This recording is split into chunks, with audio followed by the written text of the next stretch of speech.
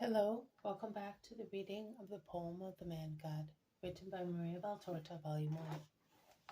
Chapter 134, Cure of Jerusa, the woman of Doco, afflicted with cancer. 19th March, 1945. I see Jesus entered the little town of Doco at daybreak on a dull winter morning and asked an early passerby, "Where does Marian live, the old mother whose daughter-in-law is dying?" "Marian, Levi's widow?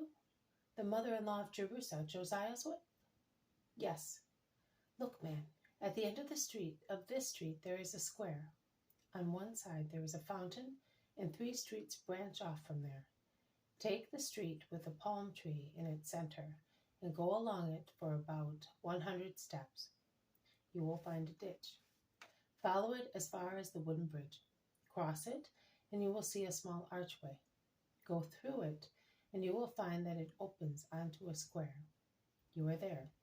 Marian's house is yellowish because of its age, and with the expenses they have to meet, they cannot afford to clean it. You cannot go wrong. Goodbye. Are you coming from far?" "Not very." "But you are Galilean?" "Yes."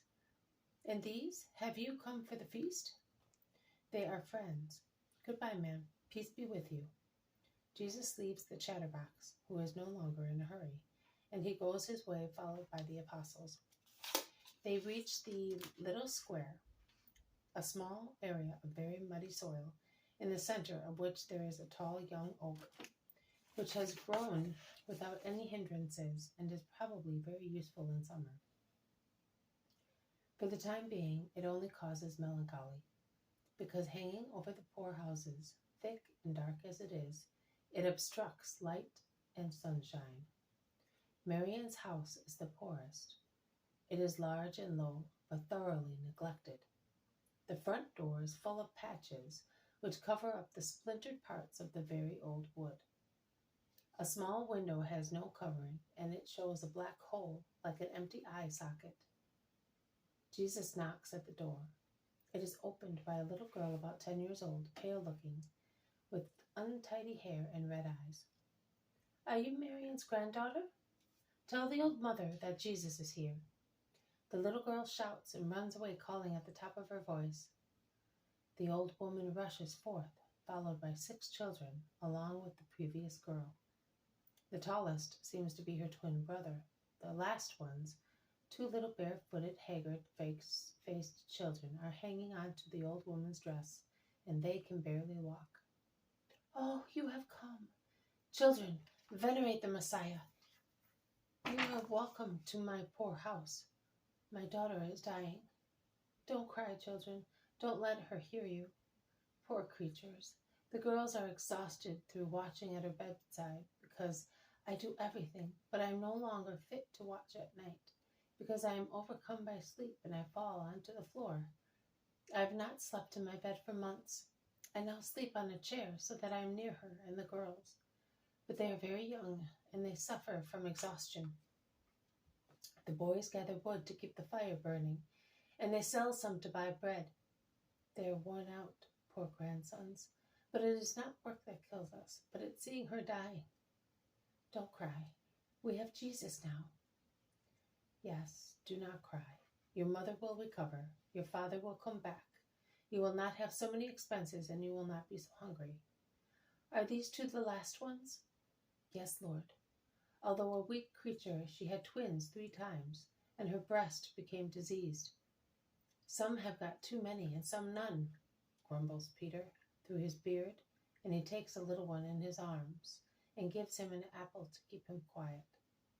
And while the other little one also asks for one, and Peter pleases him, Jesus goes with the old woman from the entrance into the yard, then climbs the steps and enters a room where a young, emaciated woman is groaning. "Jerusa, the Messiah is here. You will not suffer any more now. Can't you see that he has really come? Isaac never tells lies, and he told me, do you believe that since he has come here, he can cure you?" "Of course, my good mother." "Yes, my Lord, but if you cannot cure me, at least let me die. I have horrible pains in my breast. The mouths of my children, to whom I gave sweet milk, have given me back fire and bitterness. I suffer so much, my Lord, and I cost so much. My husband works far away to earn bread for us. My old mother is wearing herself out. I am dying. What will happen to my children when I am dead of my disease, and she of exhaustion and privations? There is God for the little birds and also for the children of man. You will not die.